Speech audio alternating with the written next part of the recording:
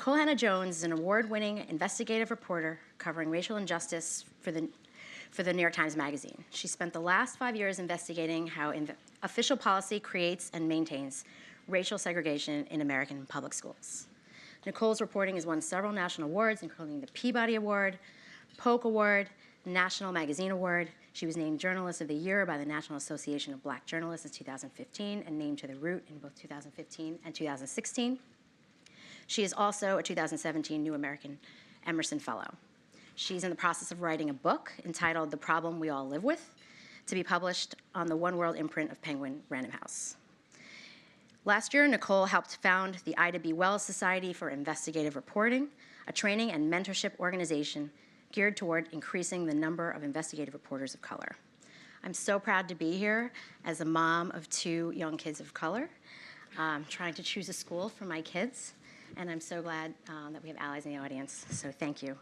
Nikole?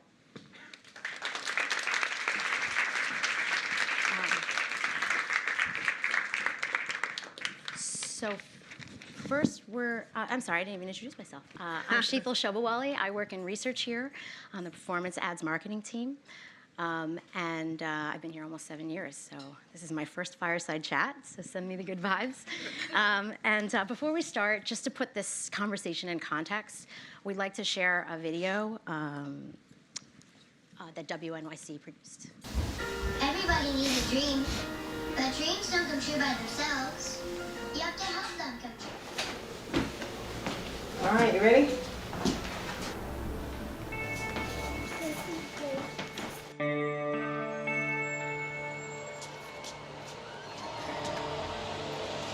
I was bused to very white schools. I always knew I was not going to put my daughter in that environment. I did not expect I would also put her in a segregated environment.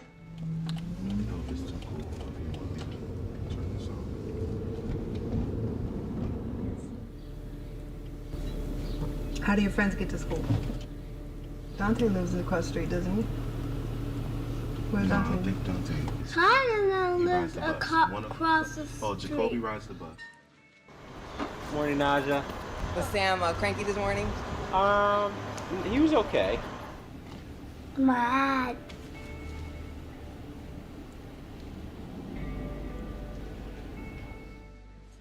I don't talk to her about that we intentionally chose the segregated school for her. I don't want her to notice. It was not an easy decision. I've spent my career chronicling the way that segregated schools harm Black children, but at the same time, this is what public education to me is this is the one place where the masses can mix. This is the one place where we're not supposed to all go into our own corners with people who are exactly like us.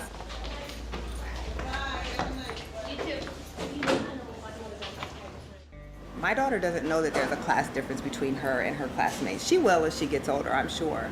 But right now, these are just her friends. And I think that that's the most important thing that I can give her, while also trying to even the playing field a bit for the kids in the school, whose parents work hard every day, but they work jobs that they don't have status. They don't have access to power. They can't write a 10,000-word piece in the New York Times Magazine about their experience. But I can do that, and my presence in the school changes the status for those children too.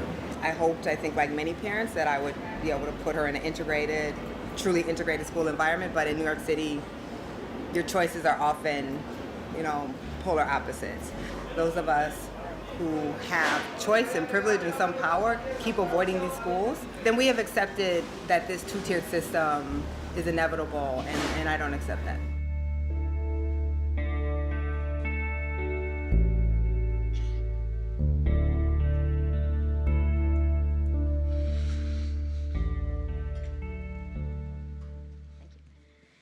Great.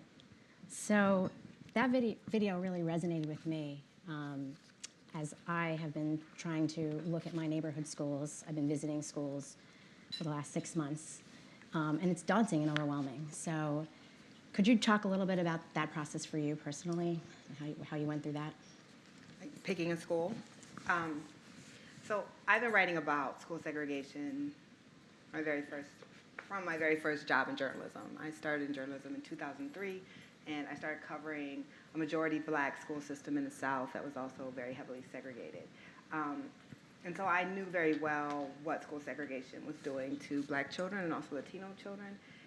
Then I had my own child, and then when she was 1, we moved to New York City, and I found myself having to navigate an educational system in the most segregated large school system in the country.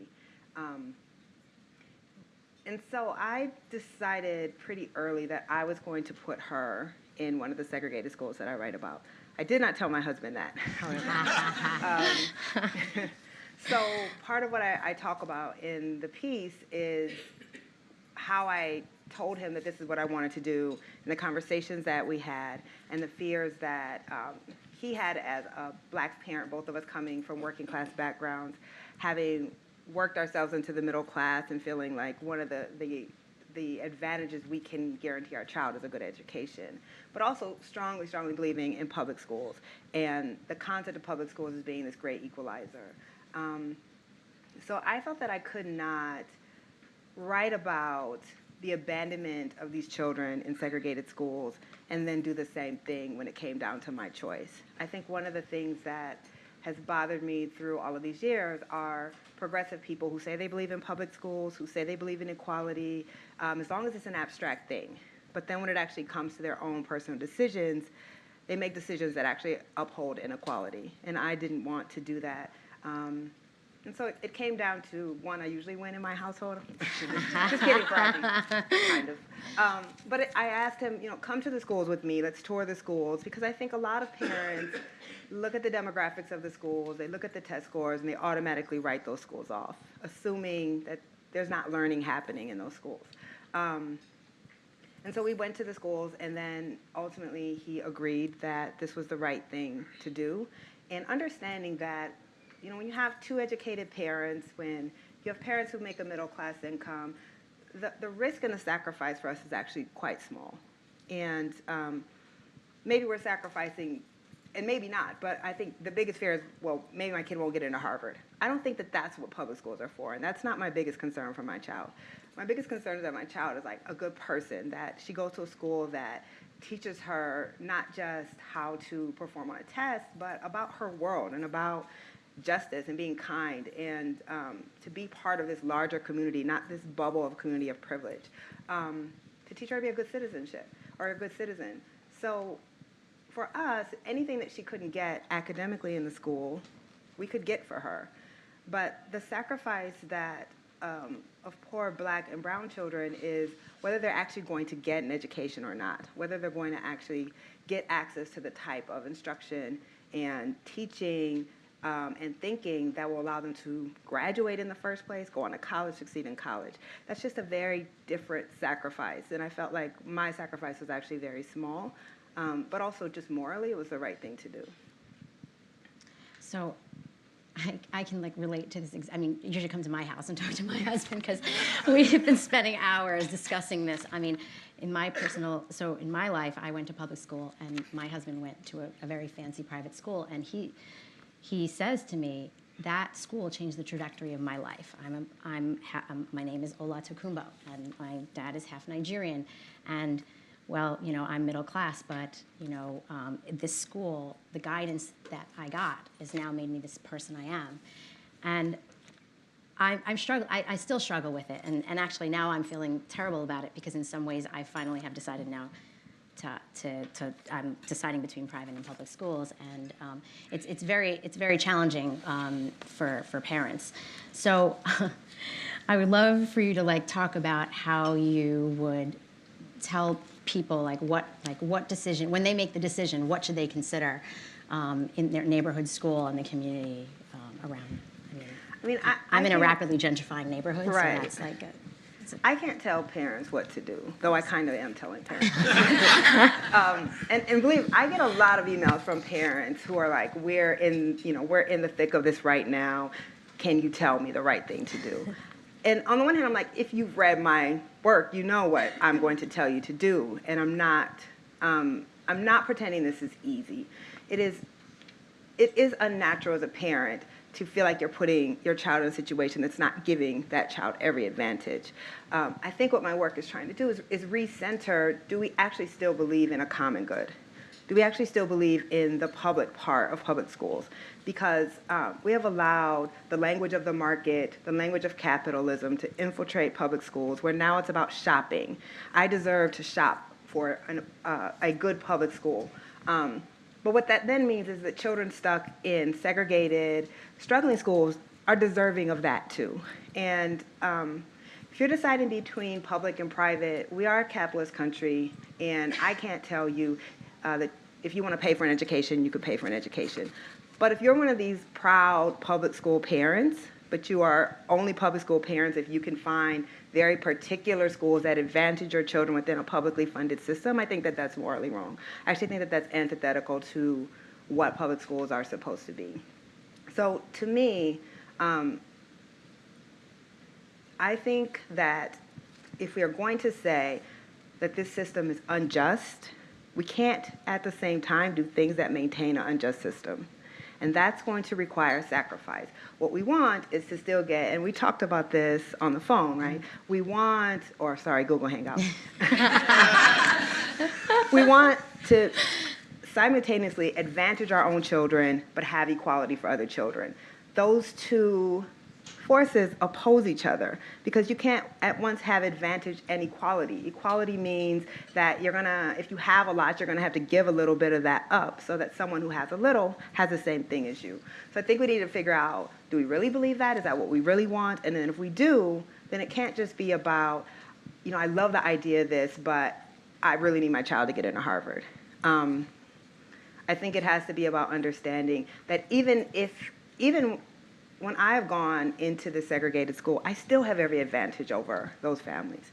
This is like the one thing that I can give up, give a little bit up. And I just think we need to either say we're willing to give things up, or we need to stop pretending that we actually care about inequality. Because while it is systemic, while we haven't inherited a system, and many of us in here didn't have to do a single thing to create the system, but we do things that sustain the system. And the only way that the system stops being what it is if individual people make decisions towards justice. And there's no middle ground there. There just isn't. And I think that's very uncomfortable because people want, they want to be able to go to a march for like women's equality and feel good about that, or come hear me talk, which I often feel is torture because I'm not letting people off the hook when I'm talking to people. And then you feel like that's your penance, like you have done enough. And I'm saying there are tens of thousands of kids in the city who have been promised something that we're not giving them, and it's not just enough to say you care. You actually have to do something. And so how do you do that? So I talked to a lot of people about this. And on my block, for example, every kid goes to a different school. Mm-hmm. And I started my block association, and I love my block. And I started it because I wanted a community, and I believe in it takes a village. But how do you get everybody to sort of make that choice? Like, how do you persuade and convince? Because it does take that village, but it also takes the community, not just individual choices, but everybody's choice individually together, if that makes sense. Yeah, I think that, so there's a couple of things. For those of you who haven't read the piece, I decided to put my daughter, in a segregated school, and then our segregated school very quickly becomes embroiled in an integration battle. Because like many places in Brooklyn, the neighborhood is gentrified, and right down the street from my daughter's school, less than a mile away, was a predominantly white, affluent school that was bursting from the seams because in the city, once a school attracts a core amount of white parents, every white parent in that area wants to go to that school. Meanwhile, my daughter's school was half empty because her attendance zone was just drawn around a housing project, so it was half empty, entirely Black and Latino, and about 95% low income. So the school district decides that it's going to rezone a lot of those kids from the white school into our school. And those parents fought it tooth and nail, said lots of really ugly things about the children in the school and the community. And this helped me to then frame is what people say to me is I would want to put my kid in that school, but I just can't be the only one. So they can't do something individually, but then they also fight structural change as well, because what this rezoning was a structural change. If those parents came, that school would actually have immediately turned to a half-white, half-poverty school, and they fought that too. So I think we're not willing to do either, which is support structural changes for equality or do things individually. So when parents ask what they can do, I mean, you know the answer, right? I mean, one, you have to go into your, like, if you buy into a neighborhood, go into the school. Enroll your children in that school, because once those of us who have choice and privilege go into a school like that, it makes it much harder for our neighbors who say, I could never do that, it's too scary, it's too dangerous, to continue to say that, because you can now say, I'm in there and my kid is just fine. But then we also have to fight for structural equality. Is when the school district is doing things that would make things more equal, we don't fight those things, we support them. We actually could push the DOE to do things more, and I don't see that either. I mean, the thing that people find most surprising is that we have the most segregated school system in the country, large school system, and the third most segregated neighborhoods in this country. And these are, you know, we all in the city like to think of ourselves as very progressive, liberal people who are sustaining a tremendous amount of inequality. And that equality does not exist because white people in the city don't want it to exist. If white people in the city wanted integration, we would have integration. So, I mean, that's what you have to do. We have to go from saying we want equality as a conceptual thing and actually doing things that bring that about. And then so you mentioned that your daughter's school has a great principal, has a lot of learning happening there. But when I went to visit some schools, I didn't see that same thing. And so it's very localized. So the question is, how do you do that? I mean, it requires like a village, I always say, to make those structural changes. And there's a lot of systematic issues, I think, in the Department of Education that makes this also challenging. Yeah, I mean, one, I think it's difficult for parents to assess what's happening in the school. That's why we use shorthand. We look at test scores and we look at the race of the kids in the school. I can assess better because I've been covering education for a long time, but the average parent goes into a school and you're looking at things and you actually can't tell how much learning is necessarily going on. I think we can tell, like, does it look orderly, that sort of thing. So I think that is a challenge for parents. But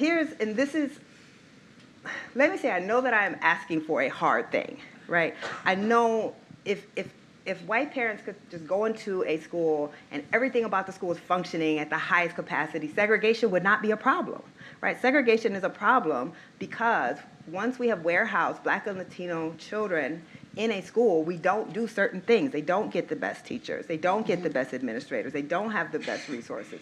So we're saying that the only way we will enroll our own children in those schools is if those schools are already great, well-functioning schools, then segregation wouldn't be a problem. That's what I'm saying. I'm saying we are going to have to give something up, but the difference is and I've covered education all across this country, and what I can tell you for a fact is the reason why Dr. King, the NAACP, fought for integration was not because there's something magical that happens to Black kids when they sit next to white kids, that suddenly they get smarter and suddenly, you know, they want to learn. What magically happens is people in power start to care about what happens to those kids because they're sitting next to white kids. And things that we allow for Black and brown children, we never allow for white kids in this country. So once these parents go into these schools, the entire dynamic of the school changes. Things that are allowed when there's no white kids in the school are no longer allowed in that school. When PSA, because of its overcrowding, the school district finally decided that it wasn't going to allow 50 kindergarten kids. They put them on a wait list, 50 kids in a system of 1 million kids.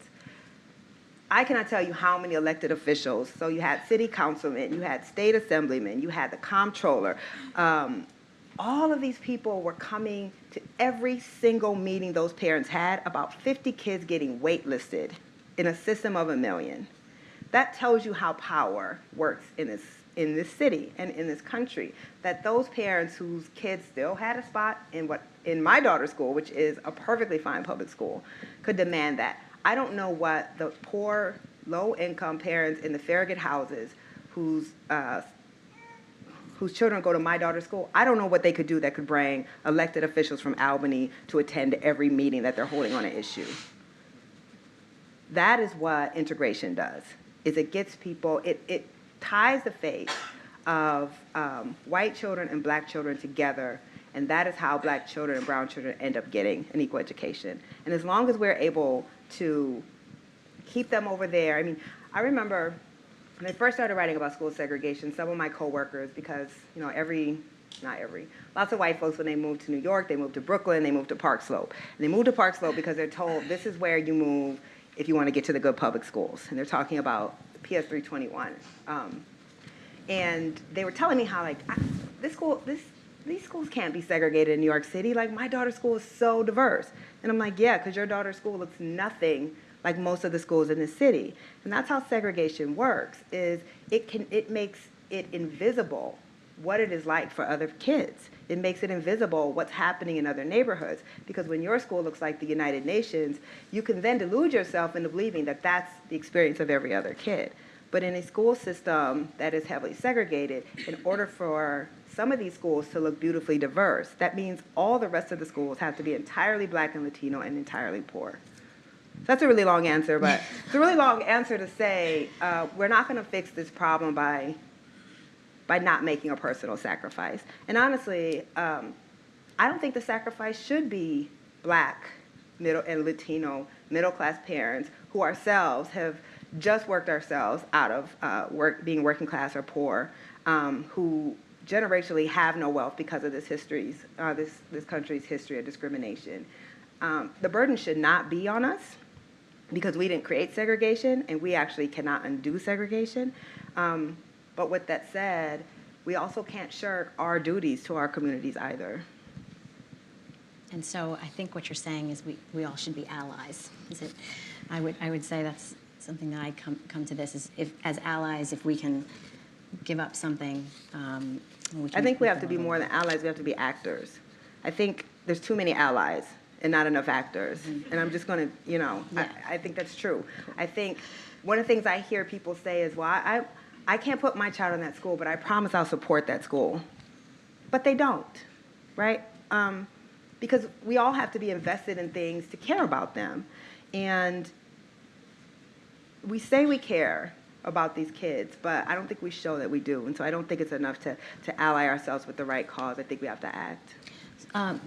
What about they have committees now, like parent committees, whether not PTA, I mean more just broadly, the Board of Ed has, now I'm blanking on the name. But Community Education Councils? Yeah, exactly, the councils, yes. Is that one way for people to get involved and act? Or, I mean, do you have any suggestions, or real concrete suggestions for people if they want to get involved? Yeah, so we have an unusual, I don't know how many of you guys have kids or kids in the New York City public schools, but it is a bit of an unusual system where there's no school board, there's no board of education. It's divided into a bunch of small educational districts, and actually the way it operates comes directly out of the failed efforts to integrate the city schools in the 1960s. And black and Latino parents who had been fighting for integration finally got tired of it and instead asked for local control of their own schools. So these community education councils crop up around that, and that is basically the way that communities can interact with the school system, is through these community education councils. And the one thing that they have power over is zoning. And zoning is one of the most important tools for equity, because just like my daughter's school, you can take two communities that look very different and you can zone them for the same schools. So that's a great way that people can advocate for systemic equality. But what we're finding in the city is when the DOE tries to zone for equity, white parents fight it. They're fighting on the Upper West Side about this thing right now. They fought in Dumbo about this thing right now. So I think that is the problem. What the people who run the New York City public schools have learned is this is what you don't touch. That's why they don't want to talk about integration. They don't want to put forth plans for integration because they are very nervous about losing the small white population that's left in the public schools, and they are afraid that this is not what white parents want. When white parents are demanding this, the school system will act in a different way, but they're not demanding it right now. So on that point, could you share a little bit more about the broader work that you've done outside of New York? I know we're all in New York here, but I would love to hear more about, I heard the Fresh Air podcast, which you talked about Missouri, and I'd love to hear just other states and other things that are going on that you Sure. are learning about and writing about? I mean, what's both good and bad, I always say bad for humanity, good for journalism, is is that school segregation is a national scourge. There are very, very few school districts that are well integrated, and most of them are actually in the South. And I know, so I did like my first big investigation into school resegregation, and it was based in Tuscaloosa, Alabama, which, because of federal court orders to integrate its schools, had actually achieved perfect numerical integration. And the way that that happened was there was a black high school and a white high school and a black middle school and a white middle school, and the judge merged them. So if you were a student from 6th through 12th grade in Tuscaloosa, you went to the same school, no matter what, or else you had to pay for private school. And then when that court order was released, then the school district took immediate steps to resegregate the schools and created an entire feeder system of from kindergarten to 12th grade, where these kids would only ever attend entirely black and entirely poor schools. And what's interesting about the law is if you had at one point been found guilty of violating the Constitution by illegally segregating kids, and you're under a court order, the judges can make you do all kinds of things to make sure that those schools are integrated. But as soon as you're released from those court orders, you can literally do anything that you want as long as you don't say you're doing it to be discriminatory. So even though they created this entire feeder system of all black schools, and everyone knew that's what they were doing, because they never said we're doing this to discriminate against black kids, it's perfectly legal. And that's what we see all across the country.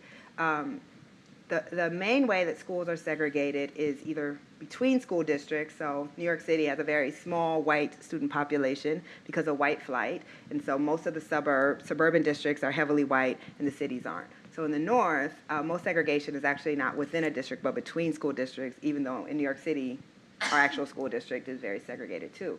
And in the south, most of the districts were county-wide, so when the courts were ordering them to integrate, you only had one choice, which is integrate or pay for private school, because you couldn't just move. I mean, I don't know how many school districts are in Westchester County, like 24 or something like that.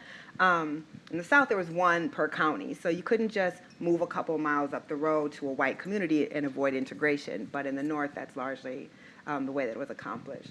So I've written about school segregation in the South. I've written about it in Missouri. I've written about it in the North. And we're, for black children, the Northeast and the Midwest are the absolute worst places for school segregation.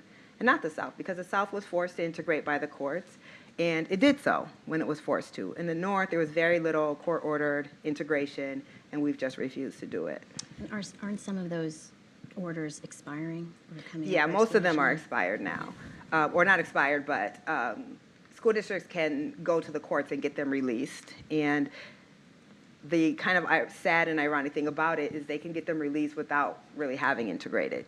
They can just say that they tried hard, and courts will release them.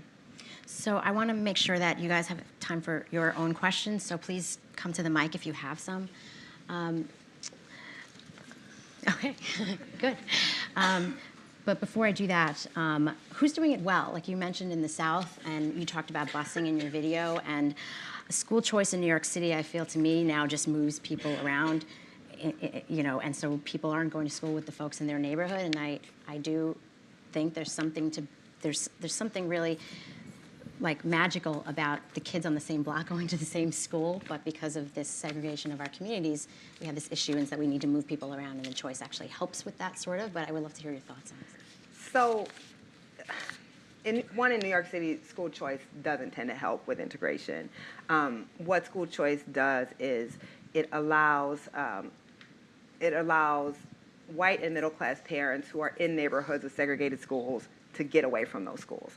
And if you look at the best schools in the city, they are disproportionately white and Asian, and Black and Latino kids, who are the majority of kids in this district, are not getting access to them.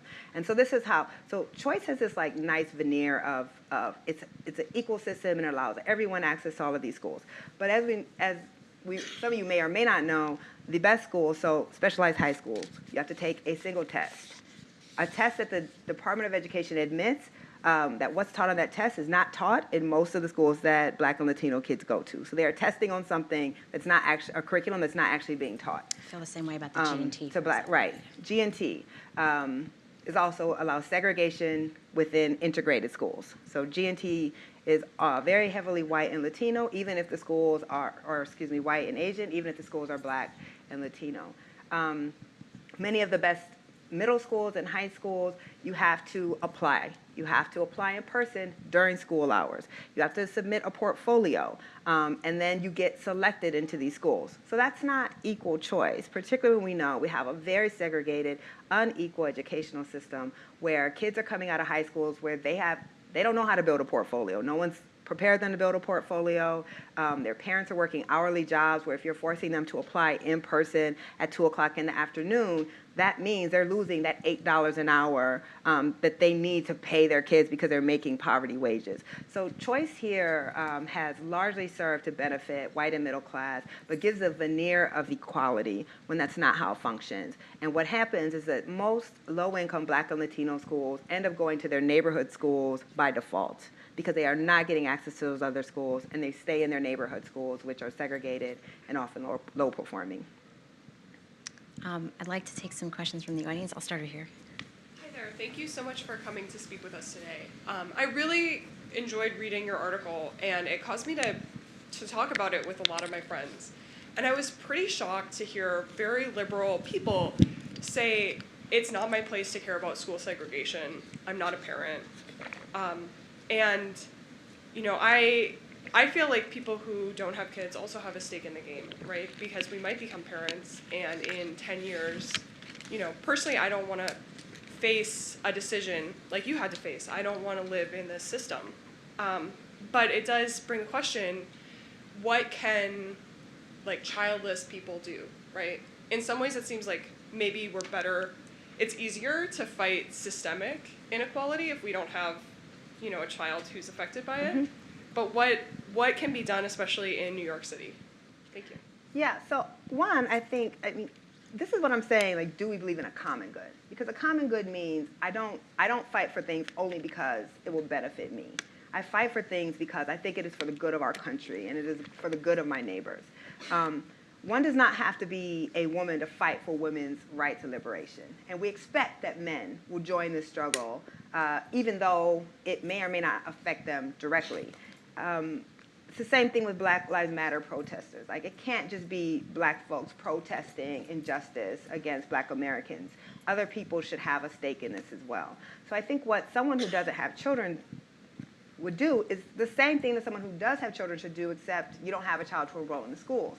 But it is systemic. So are we pushing? I gave an example a few weeks ago when I was on the stage with City Councilman Brad Lander, who's been advocating for integration to a degree. And I said, you know, when the Muslim ban was implemented, and you saw these crowds of people going out to LaGuardia, and that was amazing to see that. And I said, what would it have been like if we ever saw crowds of people descending on City Hall and the Department of Education demanding integration and equality for our children? That we can muster this when we don't feel like you have nothing to lose by saying, let people into this country. Why can't we muster that same amount of protest and pushing for school integration and equality that we do for that? And those are things that we can do, right? As community members, is say, go to the Community Education Council meetings and advocate for zoning that is more equitable. Press our elected leaders that this is something that should be at the top of their agenda. You think we have Mayor Bill de Blasio, married to a Black woman, biracial children, runs on the tail of two cities and refuses to talk about school integration, except to say that homeowners buy into certain neighborhoods to go to certain schools, and we don't have the right to disrupt that, right? That is a problem. But he has no pressure to say anything else. And that's what people who truly believe in this issue have to make it, so that you cannot be a politician in the city and not talk about this issue. Thank you. What's your perspective on vouchers broadly, and the DeVos nomination specifically? Oh, and Lord. also what's the difference between school choice and vouchers? So school choice is a big umbrella term, and it can mean a lot of things. It can mean choice of traditional public schools. So school choice in New York City is within traditional schools, I can choose which school I put my child in, or I can choose charter schools. So charter schools are considered school choice, and vouchers are also considered school choice. What school choice says is that schools need to compete for children, and parents have the right to shop for schools. And this feels very natural to us now, but this is actually not a natural thing. That is not what public educations were founded to do. What public education was founded to do, it is a socialist institution by nature, which says that we are going to care for all children no matter where they came from. And within a system, every school is going to offer the same thing. And it should be a good basic education, but someone can't, get the Cadillac and someone gets the Pinto, right? Like that's not what public education is supposed to be, but that is what school choice advocates, is that it's a market and schools should have to compete. One can understand, though, capitalism is not a system of morality. And capitalism is, by its nature, means some people will win and some people will lose. And so when you infuse market terminology and thinking into public schools, you are then acknowledging that within a publicly funded system, there will be winners and losers. And the winners and losers are always the same. It's never changed in history of this country. So my thoughts on vouchers. One, I believe in public schools. I believe that when we spend public funds, those public funds should go to public schools. Why? One, because private schools can choose to take you or not. Private schools can discriminate. Now, they're not supposed to discriminate on race, but they can decide for whatever reason that they don't want to take children. Because you have a disability and they don't want to accommodate you. And under federal law, they don't have to accommodate you. Public schools have to accommodate all disabilities. They can decide they don't like your background. They can decide for whatever reason. So I have a fundamental problem with using public money for organizations that operate privately and can discriminate against children. I think that you should not, there's also not the same accountability or transparency. The public system has to tell me who works for you, what's your budget, what did you spend on this, what are the test scores. Private institutions don't have to have that same accountability. But I think my biggest issue in general with school choice and most school reform is it's premised on providing an escape hatch for a few kids that we think are worthy. And I think all children are worthy. And I don't think that we should be draining public resources to give a couple kids access to a great education, and the rest of the kids are left behind with even fewer resources than before. Sorry. Two-part question. Short follow-up to that. So even if you eliminated school choice, there's still a capitalist dimension to the way schools operate, simply by I guess zoning or geography, right? Like, I grew up in a small suburb bordering Chicago, and in my suburb we had amazing public schools, and on the other side of the border they were not as good. Yes. And there was no school choice there. It was simply like where you were able to rent or buy property. Right. So it's capitalist in that sense, right? Yes. It's based on like where you can afford to live. How does that operate? Like, is it through local taxes? Like, I think there's like just some fundamental structural knowledge that needs to be shared. Like, how is it possible that like one public school system here can be not as good as the one adjacent to it? Is it through tax dollars, like investment? Like how Yeah, it's like, a couple of things. Financially, So, what's happened? So school funding is largely based on property taxes. And the Supreme Court has ruled that children are not entitled to an equally funded education. So what often happens is even though property taxes tend to be lower in the suburbs, property values tend to be a lot higher. So cities, I can give you an example of Detroit. Detroit has the most unequal school boundaries of any place in the country. So you can cross 8 Mile and immediately go into one of the wealthiest school districts in the country. But the tax rate in Detroit is much higher. So over and over again, citizens in Detroit who are much lower income, and as you know, the housing market there, housing stock is worth nothing, keep taxing themselves trying to raise money for schools, but high taxes on nothing produces nothing. Suburbs, on the other hand, can have a very low tax rate, but when property values, the median house is $500,000, it raises a lot of capital. So that's a huge part of it. It's also, look at who lives in the cities and who lives in the suburbs. So in Detroit, you have a population that's largely been abandoned by the middle class, low education, low literacy rate, they're earning low wages, and the white suburb has very high educated, high wage earning parents. So when you consolidate all those kids in one school and then all kids living in poverty in one school district, then you're also going to get a great deal of inequality there. I mean, that's why I argue for integration, because it's the only way that you can even things out. And the solutions to the problem have to be fairly radical. My book is actually based, the narrative of my book is based in Detroit because it was the site of the Supreme Court lawsuit ruling, this landmark ruling, where the Supreme Court ruled that the white suburbs had to integrate with the city of Detroit, that they had played a role in causing the segregation, and because there were no white kids left in Detroit to integrate with, you couldn't get integration without including the suburbs. And the Supreme Court struck that down. So because of that, it has become very, very difficult to integrate in the Northeast and the Midwest, where you have urban, high-poverty cities surrounded by affluent white suburbs. So the solutions would have to be either end the school funding structure that allows cities to fund their own schools, or you break down all of these borders and you have county-wide school systems, which I think is the right thing to do. It's also very not politically palatable. And have you linked this to the history of redlining? Yeah, in I mean the US? that is the story of Detroit, is the story of redlining. Things that we count as truism, right? Like that a white neighborhood is going to be a wealthier neighborhood, or that white people are going to be more likely to be able to move into Park Slope, into neighborhoods where they can afford 321, is because of a legacy of housing discrimination. The reason Detroit is all black and the suburbs are white is because of housing discrimination. It is because black Americans were barred from these communities when the federal government, the reason so many white Americans were able to buy homes was after the Great Depression, the federal government decided to start insuring home loans. So you no longer had to put 75% down on a house, you could put 20% down on a house, and this is how most white Americans got wealth. 98% of those loans went to white Americans. The federal government actually created redlining and did not insure loans in black neighborhoods. So that wealth is cumulative over time. And it doesn't mean that white people haven't worked for things, but what it means is they've gotten a huge head start that black Americans didn't get. So what the census data shows is that if you are black and middle class, you are more likely to live in a high poverty neighborhood than if you're white and poor. And that is because of a wealth gap. That is because black Americans have income but no wealth. So we might make the same thing, but your family wealth allows you to buy a house in Park Slope, and I have no family wealth, so I'm renting in Bed-Stuy, right? Like, that's the difference. So all of those things are related.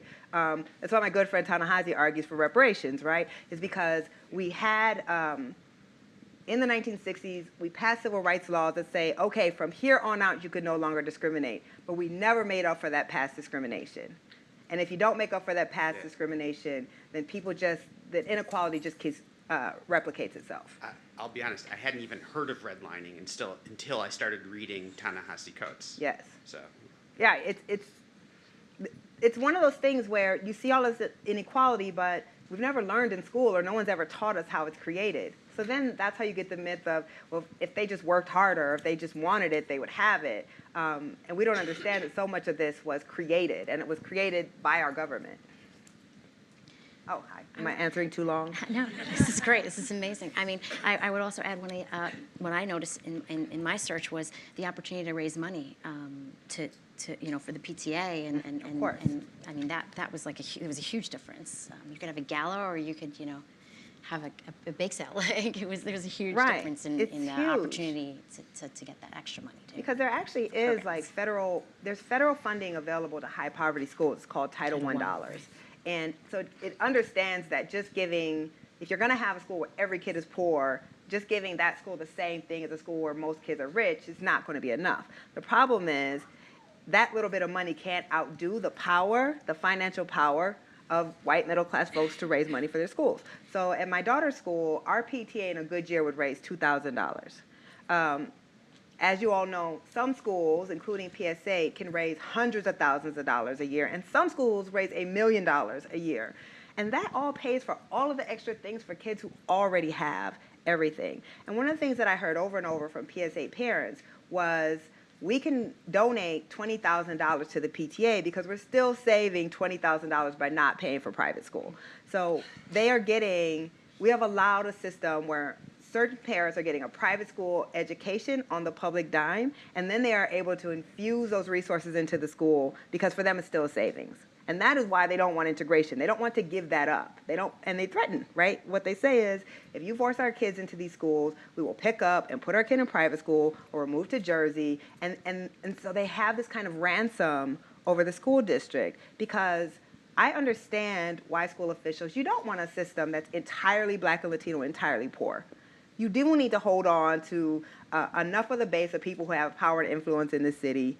You want them in the schools because we've seen other places where there's a complete white withdrawal from public schools. Then when you need to raise a tax for your school, they vote it down because their kids aren't in the schools, right? You lose that base of support that's necessary for all kids. So I understand that, but it just creates a very unfair system where you can fund the schools the same with tax dollars, but when you can raise $1 million for your school, you can do a lot for your school. Yeah. Please. Hi. Hi.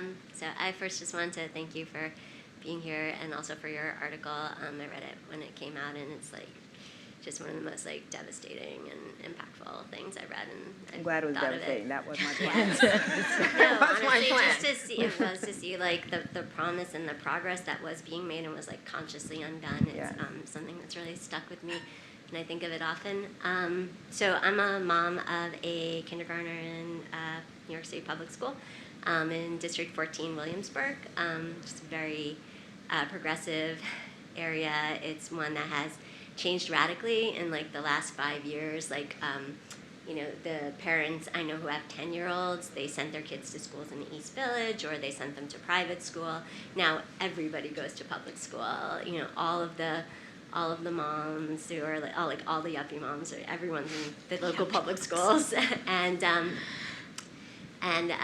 one of the things that I've noticed was, I want to call it in particular, there's a school called Brooklyn Arbor, PS 414, that's the hardest to get into.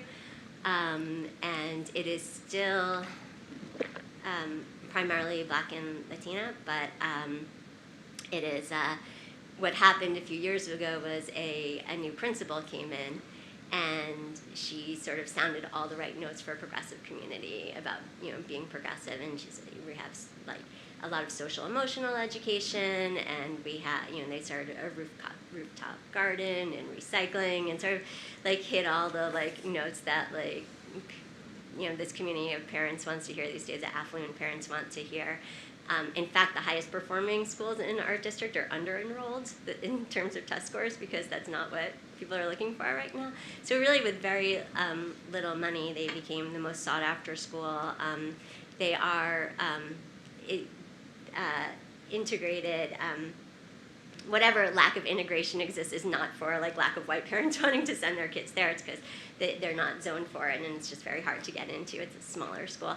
So I'm just wondering if you think, and to contrast that, there's a school like PS 17 that is in the middle of the most affluent area, but everyone avoids. Nobody will send their kids there because the administration is seen as sort of like closed and doesn't open up to the community and new suggestions and new ideas. So I wonder if you think there's any like promise or if it's worth like trying to sort of press at the district level or I don't even know what level you approach for the sort of like reforms that may actually be good for kids, like in terms of a progressive education, and it might also draw more different kinds of families. Yeah, I think, I think we just have to be really careful about.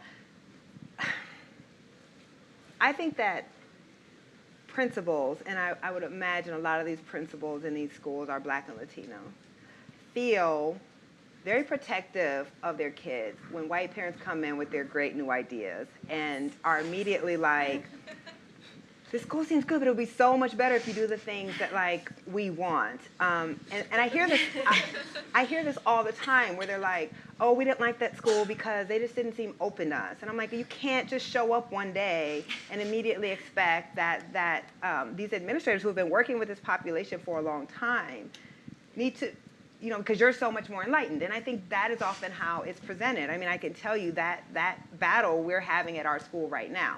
This was a school that without white parents brought in STEM, taught Mandarin, has art, has music, and then white parents come in and they're like, no, you should do this. Even the way you framed it, right? Progressive parents. There are tons of black progressive parents. They're not new parents, right? But it's this privileging that the benefits of integration are like white privileged folks are going to come in and show you guys like how to do this the right way. And so the hardest, when I was doing this article, my editor, who I love, was like, I don't get it. Like, on the one hand, you're arguing for integration, but then you're also afraid that too many white people are going to come in, right? And I'm like, yes, that's exactly right. Because this is not easy. It's not ever going to be easy. It's complicated. It took us, if you look at my Twitter handle, I say that I write about race from 1619, which is the year that the first Africans were brought in this country to be enslaved. And this is when we began implementing racial caste, which is 140 years before we even become a country, right? So this is older than us. This is embedded in the DNA of this country. And we worked very, very hard to create the inequality and the segregation that we are dealing with now. We spent 400 years perfecting it. We've spent maybe 40 years trying half-heartedly to undo it. And then we somehow just want it to be easy because we just want to be over with it already. It's not going to work that way. It's there, when we're putting these communities and schools together, it's going to be tense, it's going to be hard, it's going to, like, we're going to make mistakes. I'm saying we have to do it, but it can't be the folks who have always had the privilege all the time saying, you're so lucky that I'm here. And now let me tell you that the last 20 years of you working with these kids is not good enough. And the only reason that white parents are looking at that school, which I write about in my article, is they already had to have had a principal that had worked miracles with that population to even make white folks feel like this is even an option for their kids. So that's the issue, is how do you go in and understand I'm bringing privilege, I am bringing a lot of assets to the school, but not overrun the people who are already there, where they can't necessarily think about a community garden when they're just trying to, like, you know, get their kids some food in the morning, or when they're just trying to, like, get their kids reading up. And they would love those things, but that's not going to be the priority. And then they fear those things because, I mean, as someone who's living in Bed-Stuy and, like, watching this dizzying gentrification that's happening, watching my neighbors whom I love, who will, like, knock on my window and tell me to move my car because I forgot to move it, being pushed out of their homes, and then being told that this is a good thing because now the neighborhood's becoming less poor. Well, yes. We see these signals, right? You see the bike lanes going in, and you're like, oh, okay. Black folks have always ridden bikes in Bed-Stuy, but we didn't have bike lanes. You see the dog run go in at our park. Once again, always had dogs in the community, but no one thought we deserved a dog run. So it's complicated because we want the dog run, and bike lanes are nice. But you also understand that there's something inherently wrong that doesn't happen until white people move in, right? And that, I think, I mean, even the way you describe Williamsburg, your part, that progressive new part of Williamsburg is actually a very small part of Williamsburg. Most of Williamsburg, I've looked at the numbers, has not flipped, still heavily black and Latino, as are most of the schools. But if you read my paper, Williamsburg doesn't look like the Williamsburg on the ground. And I think that's also the problem. It's not going to be easy. It's going to take a great deal of humility on people who are used to getting their way, who are used to leading, who are used to having a system cater to them, to say, I'm going to go in this school, and I'm just going to sit back for a while, and I'm just going to let my kid be in the school, and I'm going to let the parents who have run the school come to me when they're ready for help. That's what it's going to take, and that's a hard thing to do. And believe me, as someone who likes to run everything, I'm a different socioeconomic status from most of the parents in my school. And I wrote about it in the piece, that even that has been hard, and our backgrounds are the same. So it's not going to be easy, but it is what we, I think, are charged with doing. That was like how long was that answer? It doesn't matter, it was amazing. I know. Thank you for coming. I'll be short. We can get to I'll keep I my promise. question short too. So what advice would you give to a parent who is concerned about that their children won't be challenged when the segregation gets over and the integration comes in, and now the schools that used to be, say, higher socioeconomic status, all of them, 90% of them is now 50-50 high socioeconomic status and on the poor end too. And the one thing that I have seen, even in my relatives' tone, that in San Diego, their kid was about to move to middle school, and the middle school had a bigger zone. So that was when they were worried, oh, there's another neighborhood next to us that is not, that their kids aren't that studious. So I said, what's the problem then? Oh, then the whole classroom changes because right now all of them are more studious, and then in the middle school the classroom is like a mix of from this neighborhood and that neighborhood. So then I said, so what's the problem? Oh, they are not studious enough. They don't like value education that much. So I said, but is that due to that neighborhood, or is that just that you expected that has been happening historically? So what advice would you give that, hey, it's actually better for your children to be in such a school where it's more of a balance, and you can go and change them rather than be worried about getting changed or whatever you think is better? I mean, I think you know the answer. I mean, it's a real concern. I don't want to downplay the concern. We all want our children to get a quality education.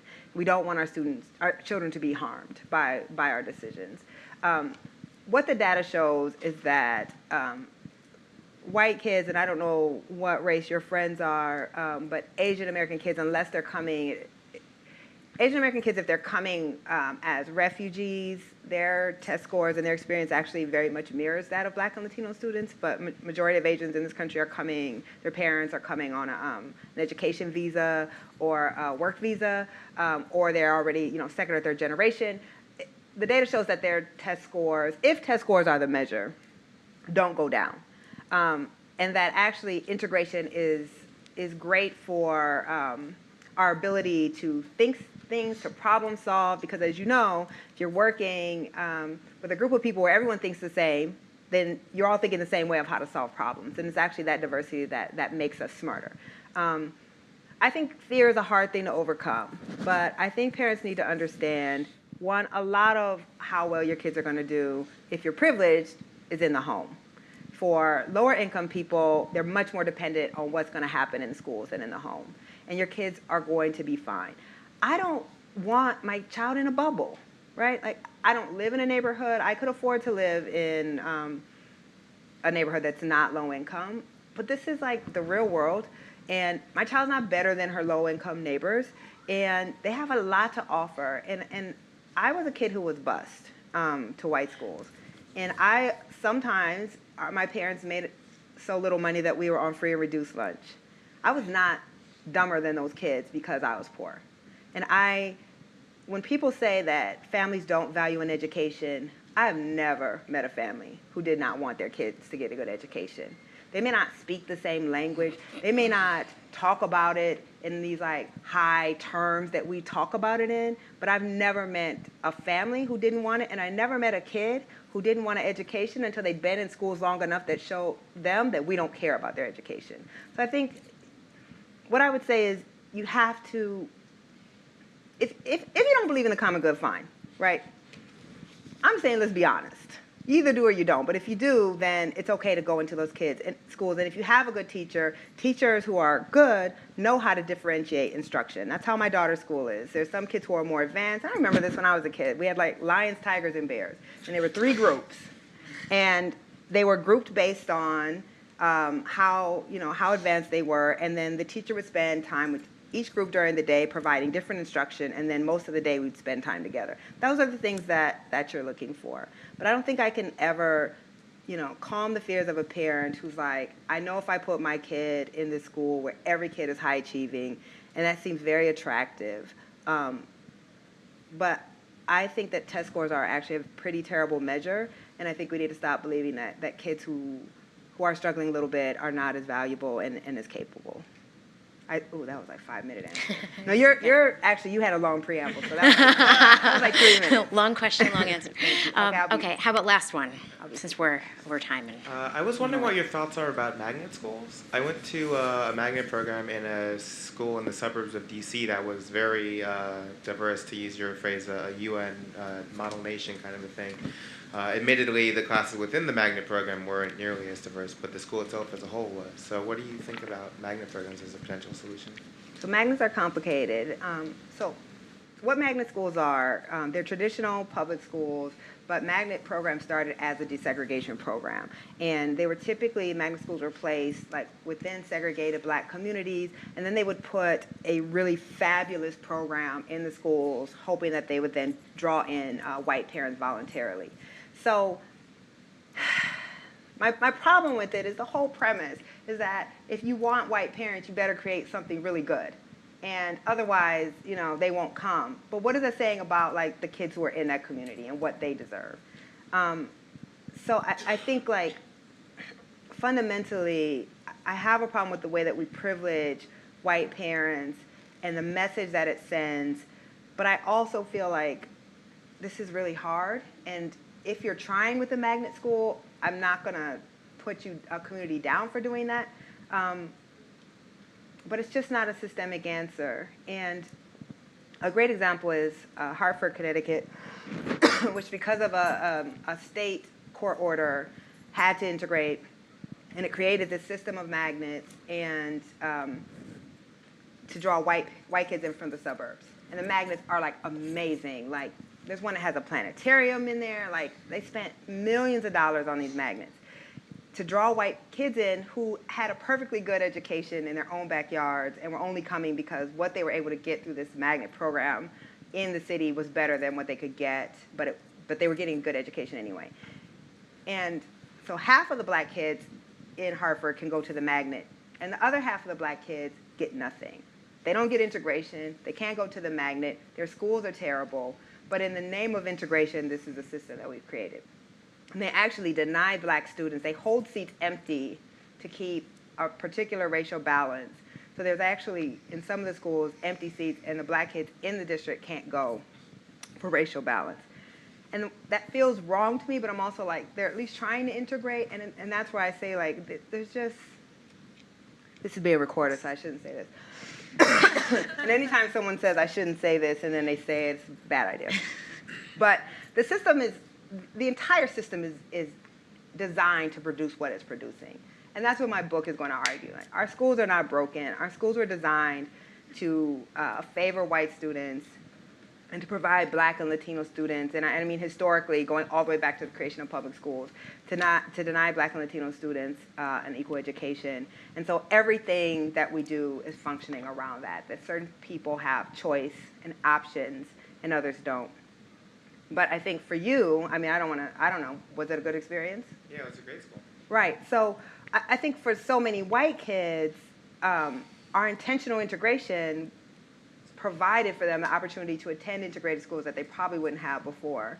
And I've heard from tons, I'm going to have a chapter on this in my book because I don't think we talk enough to white kids who went to integrated schools. I think we always talk about how it benefits black and brown kids, and we never talk about how it benefits white kids, and I think we need to talk more about that.